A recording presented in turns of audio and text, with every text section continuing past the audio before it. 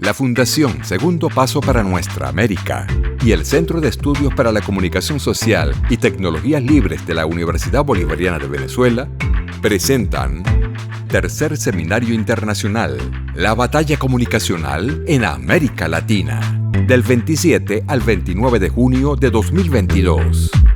Construyamos juntas y juntos un nuevo modelo comunicacional emancipador, nuestroamericano y global.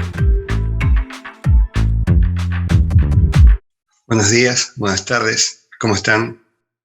Queridos compañeros, compañeras, hermanos de Venezuela. Bueno, mi nombre es Sebastián Sayago, yo soy un analista del discurso de Argentina, del sur de Argentina, es decir, estoy en el sur del sur, o la periferia de la periferia, como quieren verla. Y bueno, y fui invitado a realizar una breve exposición para desarrollar algunos conceptos que quizá y ojalá puedan llegar a ser útiles para la batalla política, cultural y comunicacional que están teniendo desde hace tanto tiempo en Venezuela. Valoro la lucha del pueblo venezolano y espero que lo que voy a contar acá, lo que voy a exponer, pueda ser de utilidad en este proceso tan importante para la historia del continente. Déjenme apoyarme en algunas diapositivas, espero que no les resulte molesto. A mí me puede ayudar a que el discurso sea más preciso, más fluido quizás. Bueno, el título de mi contribución es Discurso, Contrahegemonía y Movimientos Sociales. Y voy a teorizar a partir de algo que ocurrió acá en Argentina, en un proceso que lleva varios años, pero sobre todo el año pasado, es decir, es un acontecimiento que alcanzó su clímax en diciembre del año pasado. Es algo bastante reciente. Bueno, yo les decía que vivo en Chubut, que es una provincia ubicada en el sur de Argentina. Está ahí marcada, colorada en rojo. Bueno, eso es Chubut, ¿sí? En la parte de la Patagonia Argentina. Es una provincia que tiene 3 grandes zonas urbanas habitadas. A la izquierda, acá con este círculo violeta, está marcada la zona de la cordillera, una zona muy linda, turística, con entorno natural realmente majestuoso, tiene montañas nevadas, muchas regiones de coníferas, lagos cristalinas. Acá, a la derecha, en el círculo verde, hay una zona bastante turística, la de Puerto Madre, en Península de Valdés. Bueno, es muy conocida en todo el mundo por el avistaje de ballenas, de pingüinos, de lobos marinos. Bueno, las ciudades más importantes son Puerto Madryn, Rawson, que es la capital, Trelew, que está más al sur. Bien, y finalmente abajo está remarcada en un círculo marrón la zona del Golfo San Jorge. Yo vivo ahí, en Comodoro Rivadavia, cerca del mar, que es una zona hidrocarburífera, es decir, se extrae petróleo desde hace 100 años, más de 100 años, y es casi todo lo que se produce, ¿sí? Turismo en la cordillera, en la zona del norte de la costa hay industria de aluminio y después también industria turística muy importante, y en el sur petróleo. Y lo que van a ver en el medio de los 3 círculos es la zona de la meseta, una zona bastante agreste, habitada por pocos habitantes, distribuidos en localidades pequeñas, pero muchos de esos habitantes, muchos de esos núcleos de residentes, no podemos hablar de ciudades, son pueblos, localidades, comunas, están habitadas por personas que descienden de pueblos originarios, mapuche y tehuelche básicamente en esta zona. Pueblos que han sido despojados de sus tierras por la expansión colonialista en el siglo XIX, incluso en el siglo XX, y han visto reducidos a situación de pobreza. Y desde hace un tiempo se descubrió que en esa tierra, en ese territorio, hay plata, hay oro, hay cobre, hay uranio. De hecho, en esa región está lo que se considera el yacimiento de plata sin explotar más grande del mundo. Apenas se supo esto, o incluso antes de que se supiera, vino Pan American Silver, la empresa canadiense, compró las tierras a un precio vil y está empecinada por explotar la plata, obviamente. Plata y plomo. Bien, todo lo que está marcado acá son zonas en las que se puede instalar un yacimiento minero. Hay muchos que están, como ven en amarillo, son manifestaciones, es decir, una empresa detectó que hay un metal bajo tierra y manifiesta su derecho a la explotación. Por la ley minera que rige la nación, en toda la extensión, la explotación es llevada a cabo por empresas privadas. Es decir, viene un privado, dice, acá hay oro, lo quiero explotar, y tiene el derecho a explotar. Bien, fíjense que, bueno, acá hay otro plano de todos los emprendimientos mineros que hay.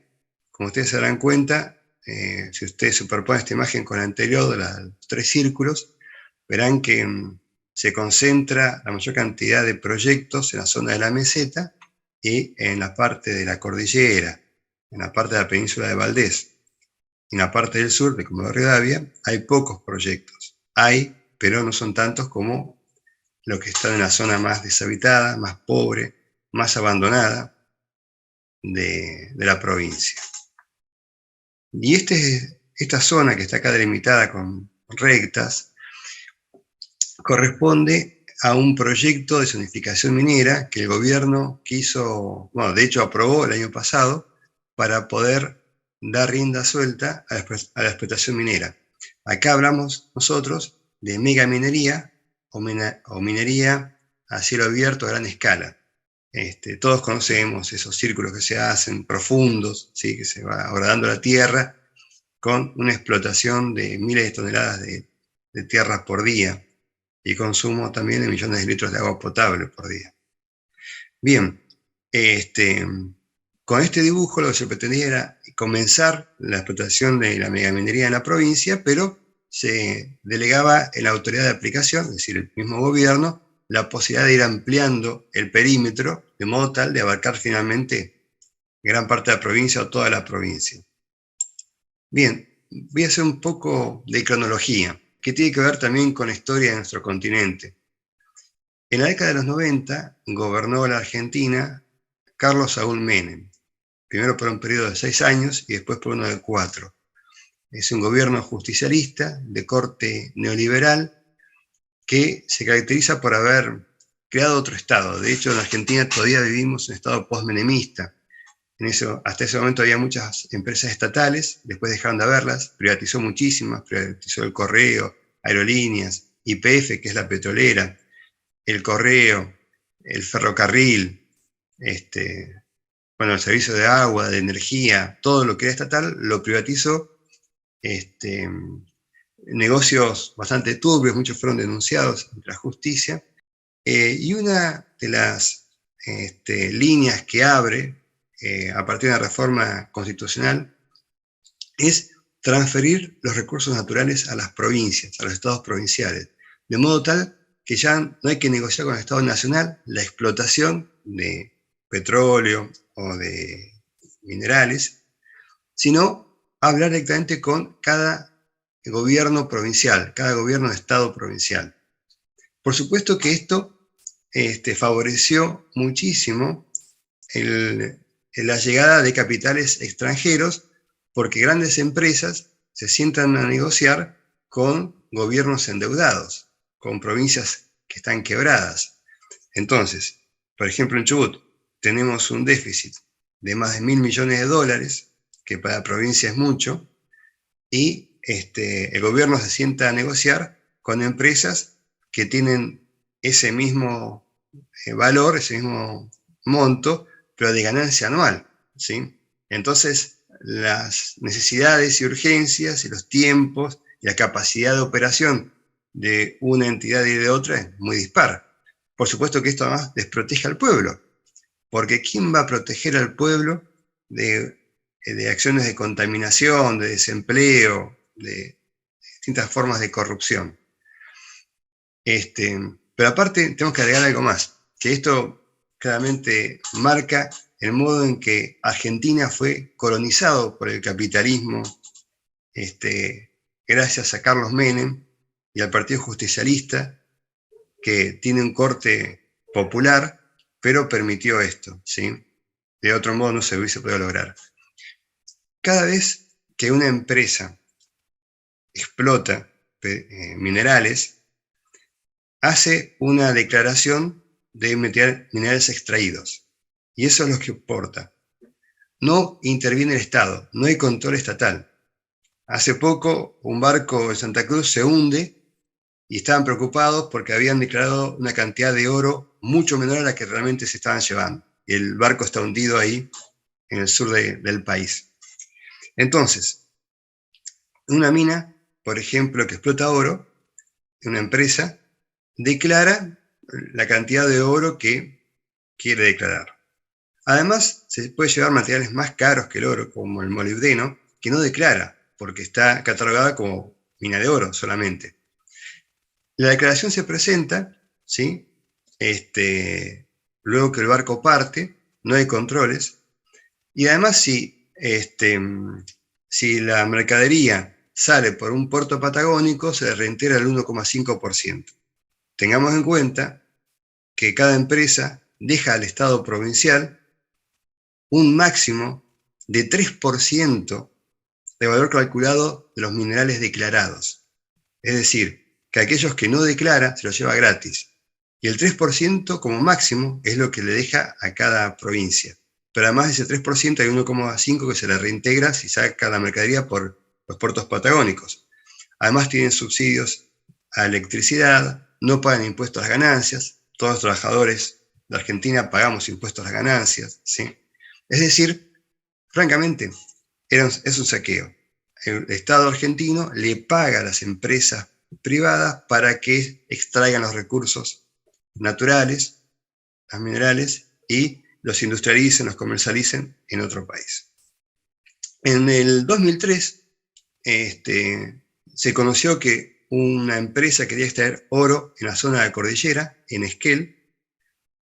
El pueblo se empezó a movilizar para impedir que se instale ese yacimiento. Por presión del pueblo movilizado, el gobierno cede y llama a una consulta popular en ese municipio, y había dos opciones, sí o no. Acá está la boleta del no.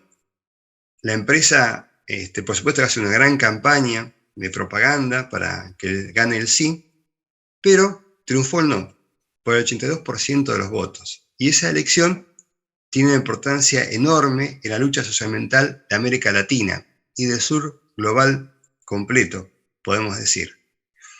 A partir de ahí, el movimiento socioambiental se extiende por toda la provincia, se hace cada vez más popular. Es un fenómeno que incluye diferentes clases sociales, multiétnico, porque están las personas de las ciudades, que no tienen raíces indígenas, y también las personas que viven en las ciudades y en el campo, en el ámbito rural, que tienen raíces indígenas, mapuche, tehuelche. También es un movimiento multiinstitucional, porque incluye sectores políticos, sectores académicos, sectores indigenistas, defensores de derechos humanos, feministas, sindicalistas, de sindicatos combativos. Realmente es un movimiento muy popular, y es uno de los movimientos populares más importantes de Argentina del último tiempo. Su importancia radica en que intenta frenar la expansión del capitalismo extractivista en el país, y hasta ahora lo ha logrado. El 25 de noviembre de 2014, la presidenta era Cristina Fernández de Kirchner, se produce un hecho de traición al pueblo. La Constitución de la provincia de Chubut, como otras en el país, prevé la posibilidad de que si se junta un porcentaje de firmas del padrón electoral, se puede impulsar un proyecto denominado de iniciativa popular. Y la legislatura está obligada a tratar ese proyecto. No puede modificarlo, tiene que tratar el proyecto del pueblo, la autoría es popular. Por supuesto que puede aprobarlo o rechazarlo, pero debe tratar. Bien, en el 2014 se juntaron las firmas, eran 13.000 firmas, se elevó un proyecto para prohibir la megaminería de manera definitiva y en esa sesión se produjo un fraude, cambiaron el texto para habilitar la megaminería, pues decían que el proyecto era inconstitucional. Ahí vemos en la foto a un diputado justicialista, oficialista, que estaba recibiendo un pedido en plena sesión del gerente de una minera para que modifique un artículo. Es decir, la bancada oficialista estaba en convenio, estaba en acuerdo con el lobby minero para sacar una ley a pedido de este lobby. De manera fortuita, una de las personas que estaba presente en esa sesión sacó esta foto, la foto se viralizó, el escándalo fue mayúsculo, alcanzó proporciones internacionales. Imagínense, se aprueba una ley minera en contra del pueblo que estaba manifestándose en la calle y encima se publica la foto de un diputado recibiendo el pedido de un gerente de una empresa, Yamana Gold la empresa, el gerente Gastón Berardi. Si bien el gobernador promulga la ley, después que se aprueba en la legislatura, se promulga, la ley nunca fue puesta en ejercicio por el descrédito, por la deslegitimación popular que alcanzó. Finalmente hubo un cambio de gobierno, la ley terminó siendo derogada. En mayo de 2021 se tenía que tratar, vencía el plazo de tratamiento del segundo proyecto de iniciativa popular. Con el mismo sentido, se presenta un proyecto para prohibir la megaminería de manera definitiva. Anteriormente se han juntado 13.000 firmas, aquí se juntan 30.000 firmas, que es todo un mérito porque las firmas se recolectaron en un proceso de pandemia por el coronavirus. Entonces había restricciones de circulación y aún así se juntan 30.000 firmas. Bien,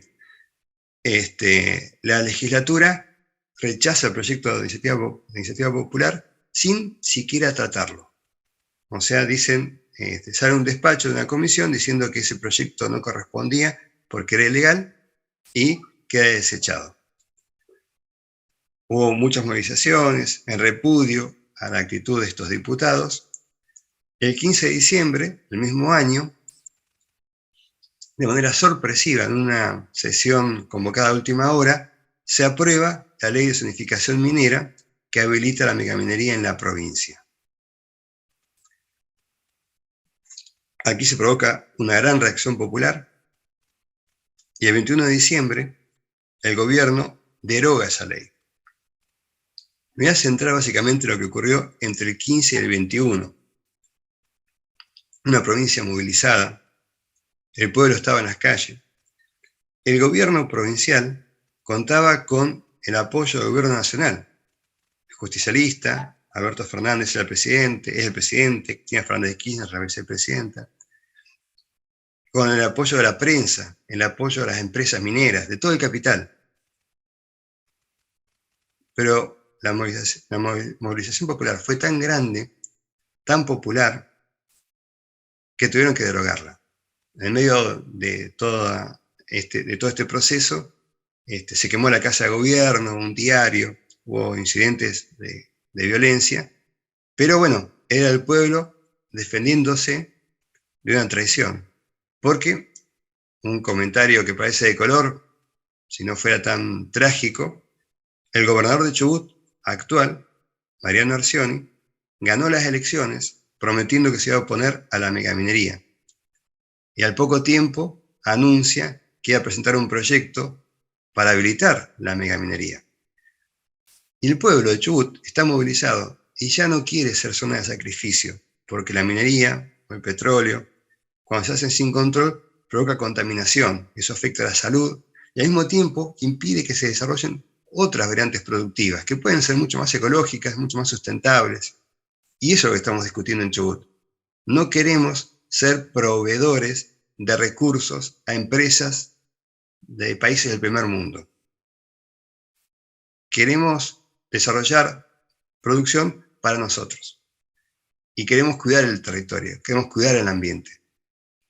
Yo estudié este fenómeno, este proceso, a partir de un enfoque que incluye diferentes teorías, ¿sí? Teorías sociales por un lado, la economía política y el ecosocialismo, teoría de movimientos sociales, teorías de la agenda y del encuadre, son dos teorías muy populares en los estudios de la comunicación social. Dentro del enfoque discursivo, un enfoque crítico, una perspectiva materialista. Y por supuesto, todo esto unido con una postura decolonial, como por ejemplo Boaventura de Sousa Santos propone, es decir, la búsqueda de un futuro que sea postcapitalista y postcolonial. Tratar de dejar de pensar que solo hay que humanizar el capitalismo o aguantarse el colonialismo para comenzar a pensar que no, que tenemos que empezar a prepararnos para una sociedad postcapitalista y postcolonial, porque el capitalismo y el colonialismo son sistemas perversos, intrínsecamente perversos. Bien, en las próximas diapositivas yo acá anoto algunas referencias teóricas, por si alguien quiere detener la imagen y está interesado o interesada en buscar estas referencias que se consiguen casi todas en internet, ¿sí? Aquí es muy importante el aporte de Maristela Svampa y Enrique Viale. Son dos estudiosos de Argentina que insisten en la idea de que el desarrollo capitalista es fraudulento, de que el desarrollo implica necesariamente el mal desarrollo. Si hay ricos y sociedades avanzadas, sociedades modernas, con muchos recursos y logros y comodidades, es porque hay muchos excluidos, hay opresión, hay pobreza y miseria. Y a esto que ocurre, ellos lo llaman mal desarrollo. El mal desarrollo es una parte del desarrollo. Si hay países desarrollados es porque hay países mal desarrollados. Y el desarrollo de las grandes potencias requiere el mal desarrollo de los países subordinados, de la periferia. Nosotros vivimos, dice Maristela Svampa, en un modelo en el que rige el consenso de los commodities. Antes era un consenso de Washington, el consenso financiero. Es decir, a nosotros ahora nos utilizan como fuente de commodities, de recursos naturales, agua, soja, trigo, carne, avena, maíz, oro, cobre, litio, ¿sí? Petróleo, gas, para surtir y proveer a las grandes potencias, a las empresas incluso que son grupos privados dentro de esas grandes potencias, que lo comercializan, que hacen cosas con esos productos naturales. Esto implica que en muchas regiones se conviertan en zonas de sacrificio, porque ahí va una empresa, mediante una economía de rapiña, intenta maximizar su ganancia en el menor tiempo posible. Y esto muchas veces genera contaminación, pero también diferentes aspectos de deterioro de la cultura, ¿sí? Estas empresas se apropian del territorio, tienen guardia propia, seguridad propia, no pueden entrar, es decir, el Estado cede la soberanía, traen personas de diferentes lugares, se generan casos de narcotráfico, prostitución, corrupción en diferentes escalas, alcoholismo, adicciones, juegos de azar alrededor. Bueno, Y luego la empresa se va y queda nada, ¿sí? Hay comerciantes que hicieron su negocio, pues alquilaron camionetas, montaron un hotel, hicieron un restaurante y se acabó la ganancia para el país. Todo lo demás es lo que se denomina pasivo ambiental. Bien, Harvey habla de acumulación por desposición. Esto es lo que ocurre, también se habla por despojo, ¿no? Esto es lo que ocurre cuando viene un grupo privado principalmente y desposee al quien está habitando en esa región de su recurso, ¿sí? Entonces, la riqueza se genera porque se acumula por desposesión. Lo que le sacamos a los otros, lo que estas empresas le sacan a nosotros, al pueblo, es su ganancia. Entonces, la prosperidad de una gran empresa minera depende de la pobreza de la gente que está ahí, a la que se le niega otro futuro, un futuro mucho más digno, un futuro en el que pueda desarrollar una actividad productiva, agrícola, vitivinícola, turística, industrial, no contaminante, para tener un futuro mejor para ellas y sus hijos. Bueno, voy a detenerme acá en el caso de las emociones, el estudio de las emociones. Se ha hablado de la sociología de las emociones, la importancia de las emociones en la política y los movimientos sociales. Y fue algo interesante.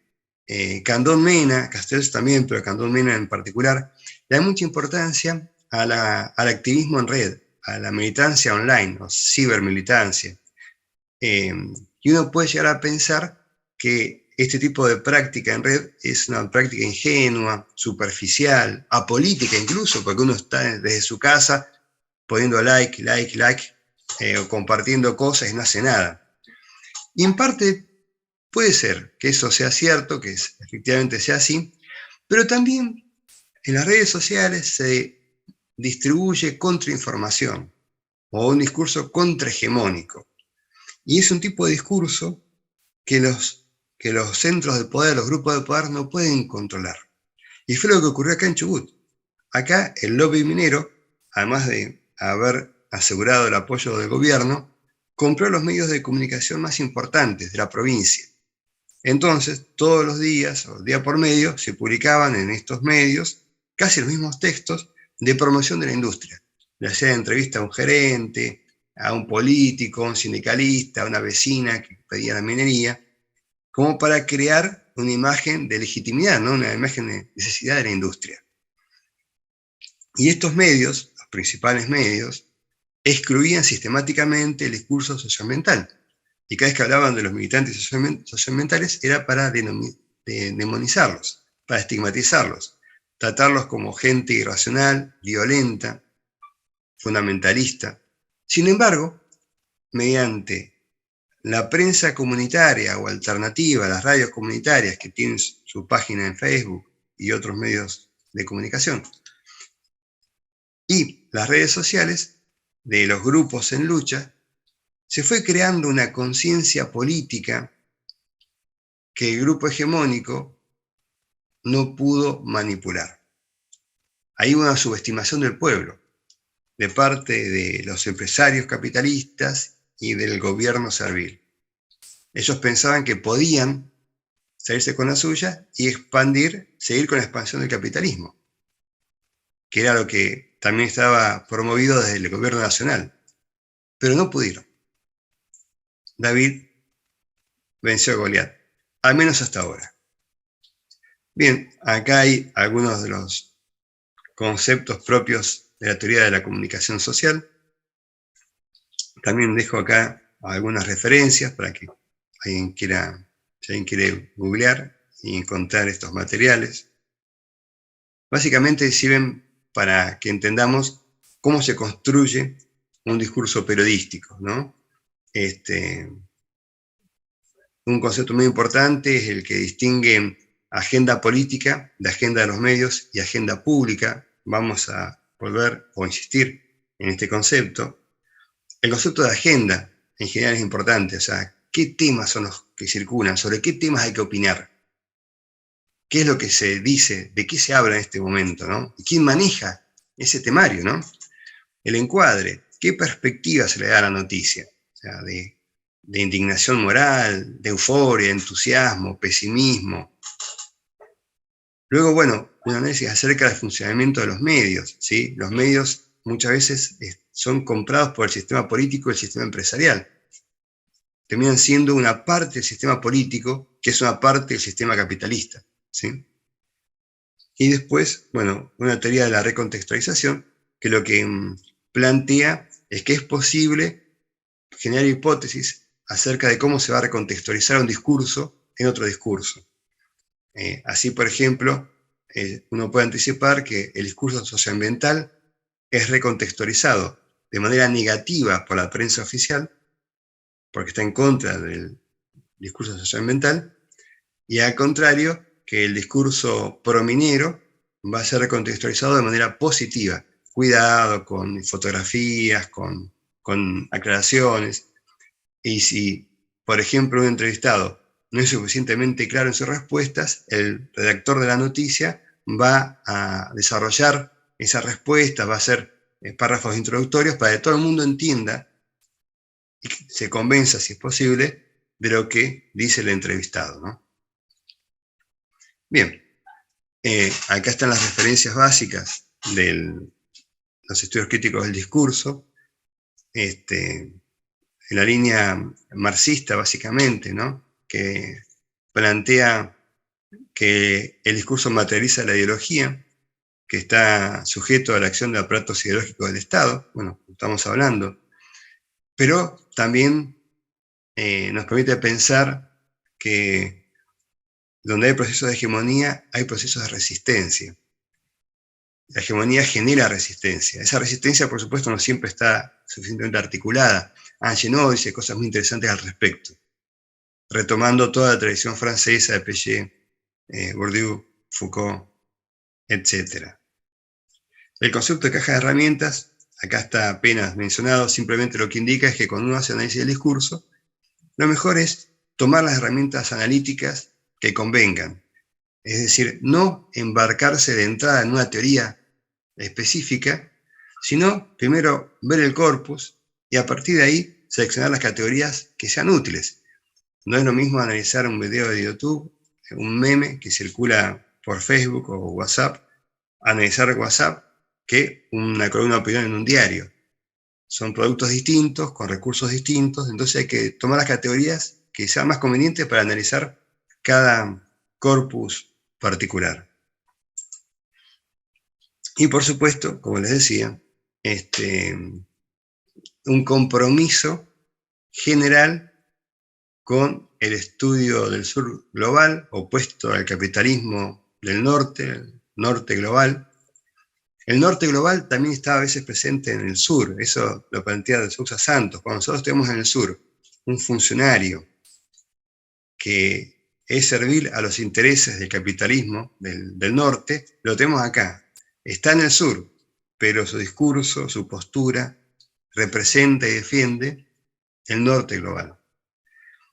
Bien, y en nuestro caso, y en el caso de gran parte de los países del mundo, hay que prestar atención a los procesos contrahegemónicos, a las resistencias, que muchas veces de manera desarticulada, de manera dispersa y de manera contradictoria entre sí, le plantan cara a la hegemonía, al poder del capital, para abrir vías creativas, innovadoras. Y el compromiso de un académico, de un sindicalista, de un político, de un ciudadano movilizado, debería ser entonces prestar atención a estas acciones contrahegemónicas, tratar de comprenderlas, valorarlas en su particularidad y contribuir a su desarrollo, a su difusión, a la articulación entre estas.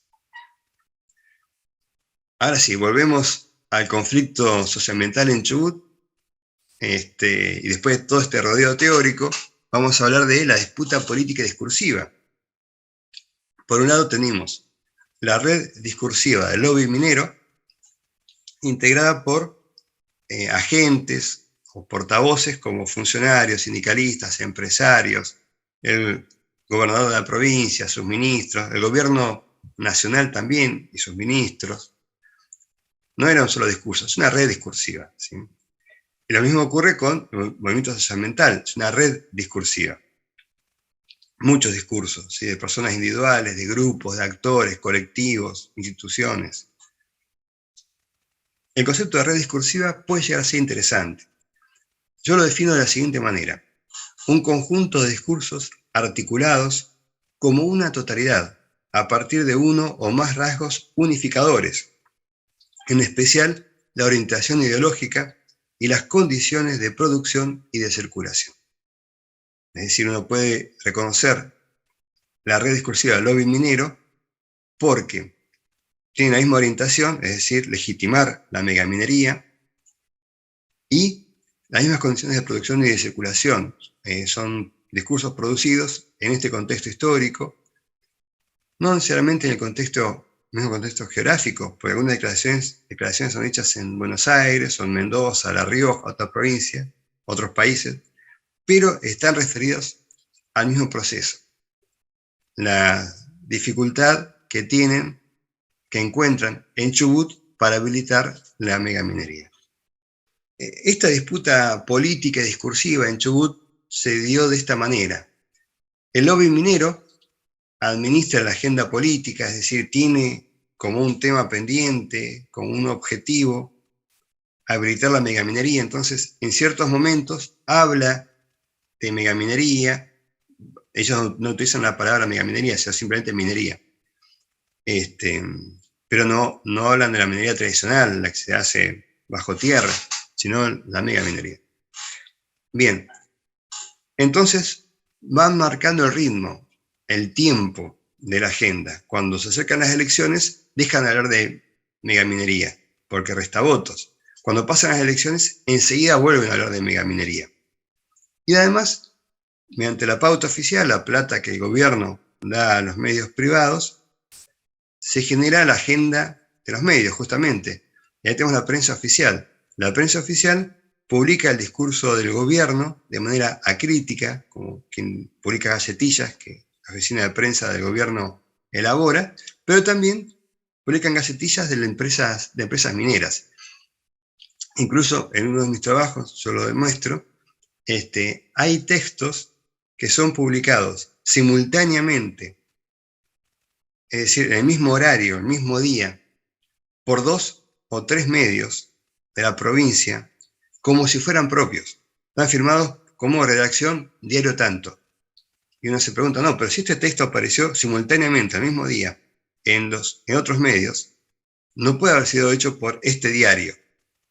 Tampoco puede ser una coincidencia maravillosa y justo los periodistas de los 3 diarios se les ocurrió escribir textualmente el mismo artículo. Evidentemente alguien se los mandó y ellos se lo apropian. Ahí vemos la acción invisible del lobby minero que se materializa discursivamente. Y después está la agenda pública, que es la agenda de la gente, del pueblo, los temas que realmente le preocupan a las personas, por supuesto que está condicionada por la agenda de los medios, porque todos leemos los diarios, todos vemos la televisión. Pero también recibe la influencia de las organizaciones sociales, del pueblo movilizado, del pueblo en lucha. Y esto fue lo que pasó acá. Todo el dinero y todo el acuerdo político que logró el lobby minero se dio de bruces contra la agenda pública. No la pudieron manejar, subestimaron al pueblo, pensaron que con controlar la prensa controlaban todo. Y no fue así. Cuando caracterizamos la red discursiva del lobby minero, podemos reconocer que ejerce la iniciativa discursiva, es decir, pone los temas sobre lo que los demás discuten, plantean la posibilidad de que haya cobre en tal zona, entonces hay que discutir si hay cobre o no hay cobre, si está bueno sacar cobre o no. Plantea que en vez de usar cianuro van a usar otro químico, entonces obliga a los demás grupos a discutir eso. Plantea la cantidad de puestos de trabajo que se puede crear, entonces obliga a discutir el tema del trabajo. Bueno, eso.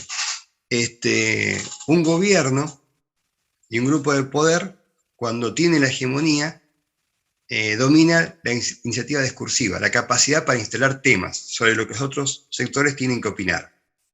Cuando un gobierno pierde la hegemonía, pierde la capacidad de la iniciativa discursiva.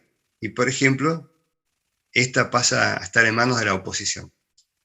Este concepto es de un compañero y amigo argentino, Alejandro Reiter. Bien, la red discursiva del lobby minero gestiona la agenda de los medios, como vimos recién, y explota 3 modalidades discursivas. El anuncio político, se anuncia que se va a presentar un proyecto. La exhortación, acá es la gente común o el empresario, sindicalista, el que le pide al gobierno que apruebe la megaminería, que cumpla con su función, que cumpla con su deber y apruebe la minería. Y la explicación. Acá el experto da una pseudoexplicación tratando de tranquilizar a la población, diciendo que no va a haber contaminación, de que acá se va a generar desarrollo. Pero lo interesante del caso es que intenta instalar la idea de que no va a haber contaminación, pero no dice bien cómo se ven esos controles, y mucho menos van a decir cuánto gana la empresa y cuánto deja, porque la proporción entre lo que se llevan y lo que dejan es ridícula.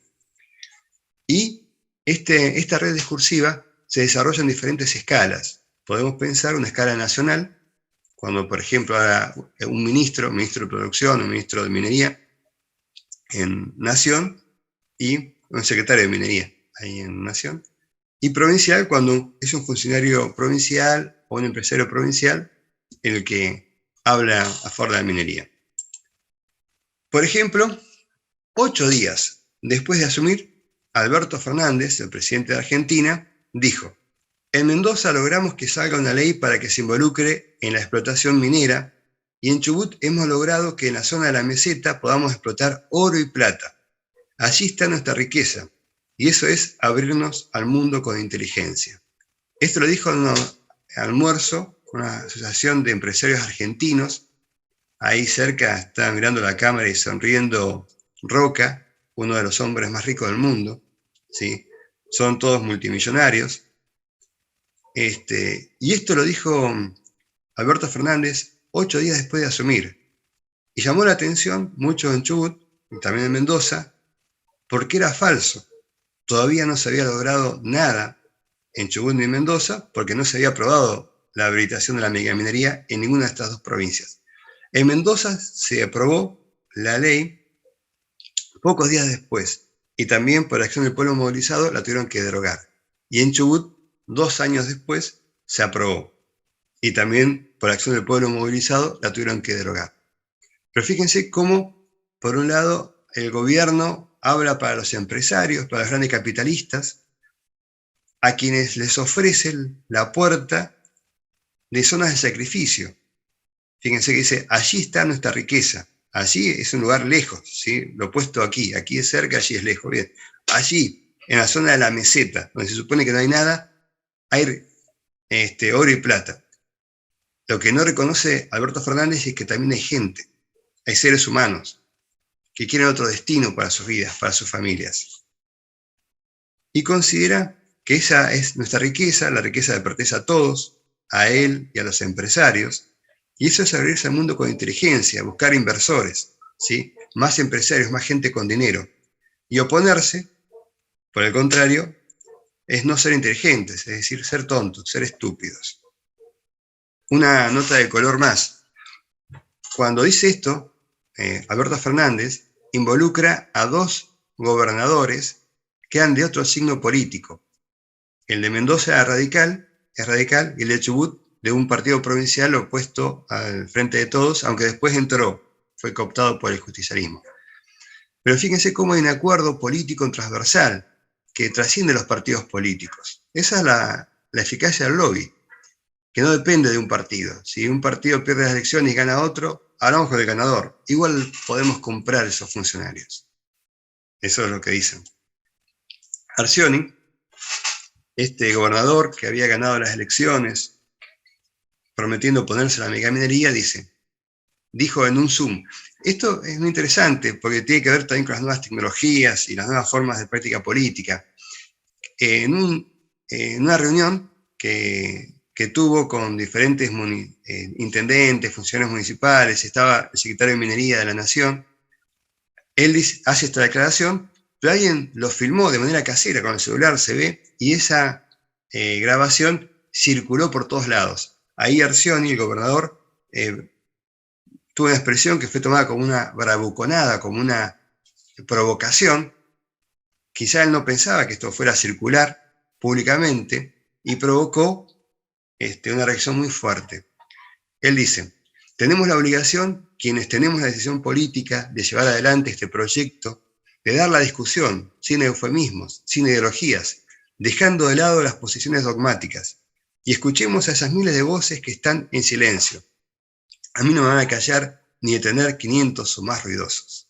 Podemos pensar que él cree efectivamente, o es lo que dice, que defender la minería es hablar sin eufemismos, sin ideologías y sin dogmatismo, y que por el contrario oponerse es usar eufemismos, asumir una postura ideológica y ser dogmático, ¿sí?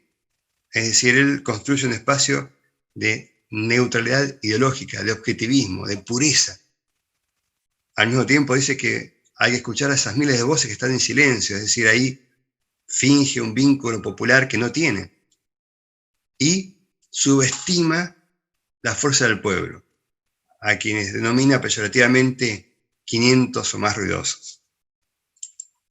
Inmediatamente, cuando dice esto, al día siguiente, fíjense la movilización que se desarrolla en gran parte de la provincia. Esto ocurrió en Chubut, en Esquel. Fíjense esa bandera. Somos más que 500 ruidosos, no es no. Acá tenemos, estas banderas de colores son banderas mapuche. Bueno, el pueblo salió a las calles para decirle que eran más de 500 ruidosos. Si usted busca en internet, en YouTube, 500 ruidosos no a la mina, van a encontrar un video hermoso, con muchas movilizaciones en toda la provincia, muy conmovedor, que realmente demuestra que la gente estaba en la calle y que eran miles de personas. Bueno, en cuanto a la red discursiva del movimiento socioambiental, y esto nos puede llegar a servir a nosotros para pensar cómo estudiar los movimientos contrahegemónicos. Bueno, esta red es multipolar y autogestiva. Multipolar porque no tenemos un representante, 2 o 3. La otra sí, tiene como representantes más importantes al presidente de la Nación y a sus ministros, al gobierno de la provincia y a sus ministros, y después a un empresario importante. Pero en cambio, en un movimiento popular, es multipolar. Hay diferentes organizaciones y todas publican, y no de manera personal, sino que está el grupo, tal colectivo, tal institución, la que hace el comunicado. Y es autogestiva, es decir, cada uno pone en su bolsillo para hacer la bandera, para rentar el colectivo, para ir a tal ciudad a hacer una movilización. Y acá es donde las redes sociales son fundamentales, porque el acceso es gratis, o es barato en todo caso, ¿sí? Los movimientos socioambientales hicieron durante mucho tiempo conversatorios, como el que estamos haciendo acá. Bueno, esto no es un conversatorio, es una proyección de un video, ¿no? Pero bueno, algo por el estilo, hicieron conversatorios, encuentros virtuales. Entonces hablaron especialistas de diferentes partes del mundo y uno se fue informando, y esto se hizo autogestivamente. Esta red es refutativa, reacciona a la iniciativa discursiva, es decir, el movimiento del lobby plantea un tema y el movimiento socioambiental, que está siempre a la defensiva, reacciona. No puede no ser refutativo. Esto genera siempre un esfuerzo argumentativo importante, porque como uno tiene que refutar y contraargumentar, es más fácil que simplemente anunciar que viene un futuro maravilloso. Bueno, realiza una recontextualización negativa del discurso del lobby minero. Cada vez que habla un funcionario fuera de la minería, ese discurso rápidamente circula por WhatsApp, por Facebook, por Twitter, por Instagram, por diferentes redes sociales, y la gente se va enterando, y empiezan todos comentarios negativos, y empieza este análisis discursivo popular, que deconstruye ese discurso del poder. Utiliza los medios alternativos, las radios comunitarias, que se sostienen también con el aporte de muchas personas, de muchos grupos, y las redes sociales. Y produce shocks morales, ¿sí? Es decir, una indignación moral muy fuerte. Y eso hace que la gente reaccione. Como cuando, por ejemplo, se filtró esta declaración del gobernador que dijo que solamente son 500 ruidosos los que se oponen. Eso fue un shock moral. Se difundió y la consigna fue: salgamos a demostrarle al gobernador que somos más que 500 ruidosos. Y salieron decenas de miles de personas en toda la provincia. Bueno, esta red influye en la agenda pública, la tercera agenda que vimos recién, explota 3 modalidades discursivas: la denuncia, la explicación, que es contrainformación, lo que los medios o las empresas mineras mienten, acá se dice, y la exhortación. Pero esta exhortación no es al gobierno para que apruebe la minería o no la apruebe, es al pueblo para que salga a las calles. Hay muchas canciones populares que se cantan en la calle que demuestran esto, ¿no? Pidiéndole al vecino que salga y se manifieste. Se desarrolla principalmente en la escala provincial. Los medios nacionales toman nota de lo que pasa acá, de esta resistencia a la megaminería, pero cuando pasa algo muy grande, como cuando se quema la casa de gobierno, y se apoya en rituales de interacción. Es decir, hay días, todos los días 4 de cada mes, se marchan en diferentes partes de la provincia. En las asambleas se canta de cierta manera, hay ciertas banderas que se respetan, cierta organización, ¿sí? Bueno, todo eso va generando una cultura política contrahegemónica que es muy importante. Hay movimiento asambleístico, las decisiones se toman en la asamblea, por ejemplo, se sabe. Entonces, ocurre algo y hay que decidir qué respuesta dar. Bueno, ¿quién decide? No, nadie. En la asamblea todos nos juntamos y tiramos propuestas y estaremos discutiendo un día, 2 días, pero vamos a consensuar la acción resultante. Bueno, como les decía, el 15 de diciembre se aprobó esta ley que habilitaba la megaminería de manera totalmente sorpresiva, porque la sesión no había sido anticipada. El gobernador la aprobó al día siguiente, al día 16, y se fue de Rawson, se fue para otra ciudad. Y desde el momento en que se aprobó, hubo manifestaciones populares de rechazo en todo el territorio provincial. Hubo mucha represión, también acá es importante, cuando hay una movilización popular auténtica, es popular y es auténtica, hay represión. El capital utiliza la mano dura, la violencia física para reprimir lo que no puede detener.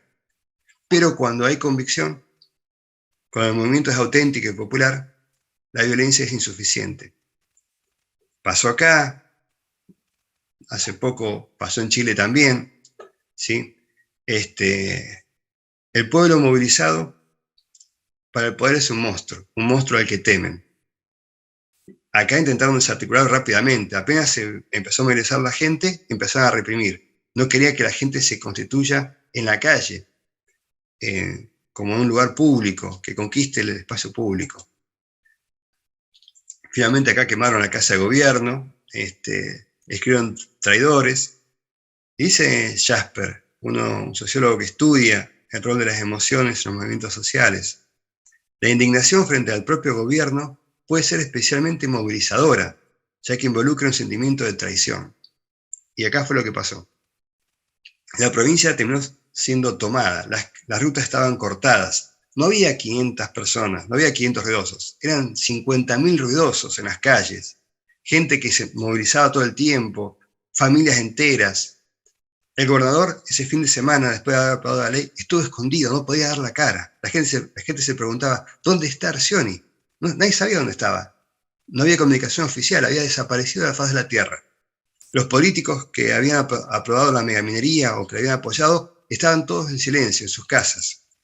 Después del incendio apareció Arcioni y dijo: no dio marcha atrás, jamás en mi vida. Le habían preguntado, ¿usted va a dar vuelta atrás con la ley minera? Jamás voy a dar marcha atrás. Fíjense, la gente siguió movilizada. Fueron días de extrema tensión, ¿sí? En todas las ciudades, miles y miles de personas movilizándose, pidiendo la derogación. Nuevamente, como yo les decía, el gobernador estaba escondido, los funcionarios también.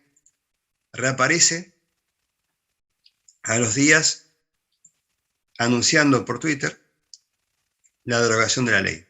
O sea, unos días antes ha dicho que jamás iba a dar vuelta atrás, que no la iba a derogar, y después la deroga. Ganó el pueblo. El lobby minero subestimó al pueblo y el pueblo ganó. Conclusiones.